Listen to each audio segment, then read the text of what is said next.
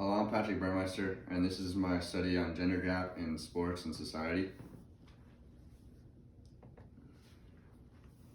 So, men typically make more in certain sports versus women due to the revenue they bring in, such as the NBA versus the WNBA, because in the NBA, there's more media coverage versus the WNBA, and they typically have more fans attending games and more merchandise sold, so they can afford to pay their players more than they would a WNBA player. Men typically have higher scale jobs, but women are starting to fill those roles as well, and hopefully there wouldn't be much of a pay gap between the two if they're in similar jobs. Women in the US make 79 cents to a man's dollar, and according to AAUW.org, women typically have 2/3 more student loan debt than men. So Google did a study, an internal study on Google itself, and they were looking to see if there was any wage gaps or anything they were doing maybe unethically on accident. And so they actually figured out that they were underpaying men versus women, and this resulted in a pay increase for men that were being underpaid. So Andrea Yearwood, she's a transgender track athlete. Some of you may have seen her on Twitter or Instagram, something like that. It's a big controversy.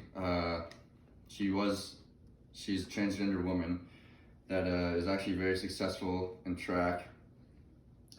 She competes in female events, and this could be considered unfair to other females because she is competing with a man's level of athleticism in a female sport. Men's and women's sports are separate due to different abilities, so this is why it could be considered unfair to females. So women at the professional level, there are some NFL coaches in the league now. They're relatively new. Pro sports are using female refs. In the NBA, they're using female refs. In the NFL, they're using female refs. This is newer to both leagues, and it's doing pretty well. It's pretty successful, and more women are entering higher tier male sports, such as refs or coaches or something like that. So Katie Sowers, she is an NFL coach for the San Francisco 49ers. She played in the Women's Football Alliance. She's one of few NFL female coaches, and the reason she is on the PowerPoint, she's a big deal, is she actually was the first woman to win an NFL Super Bowl, which is pretty incredible because the NFL or female coaches are actually pretty new to the NFL. So for her to be a part of that is really kind of changing the league and changing thoughts on having female coaches and female refs. So men's versus women's sports, men's sports are typically more violent, more faster paced. Men are typically stronger and bigger in these sports, and they have more media coverage, and also they have more participants in sports. They have a lot more men coming out for football or basketball, versus women have more people coming out for gymnastics or figure skating, stuff like that.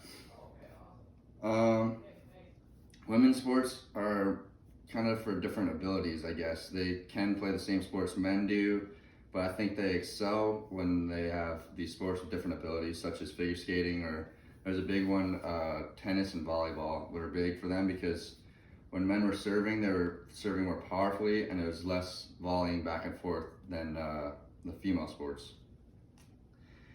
So also a study found from theatlantic.com that females do better in solo sports such as figure skating or tennis. The study didn't know why exactly, but they said they did tend to do better in solo sports.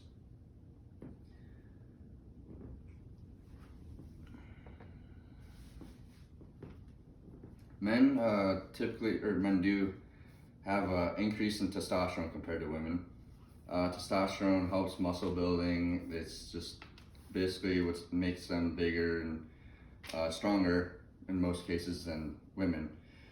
They have different skeletal structures. Men have thicker, longer bones, which can withstand more force, making them push harder and faster. They typically have a high proportion of type 2 muscle fibers, which can expand and contract a lot faster, so it can make them more powerful, and they produce a lot more force with that. But women do typically live longer due to men being more susceptible to certain diseases and heart attacks. This is just another benefit, or this is just a benefit to them. So this is chart. So this is women's world record holder, and this is 2015 men's Division III champion. And then this is 2015 Louisiana boys high school champion. So this is just the events over here, and it kind of just shows their comparisons. I mean, this is basically a Division III level, and then this is a world level as to where they would match up. So I think that's just I think it's helpful to kind of see side by side, because track is another sport where it's men and women are exactly the same, like they run the exact same events, and there's no rules really changing compared to the two genders. These statistics are only from track, and other sports can differ. So there's multiple sports where men and women go back and forth, and just women are better than men and men are better than women in certain sports. So it's just they both have their own abilities that they can advance upon. So in conclusion, these facts are based on averages, and there are outliers that do discredit these averages. Men and women are both talented. They both excel in different sports for different because they have different abilities.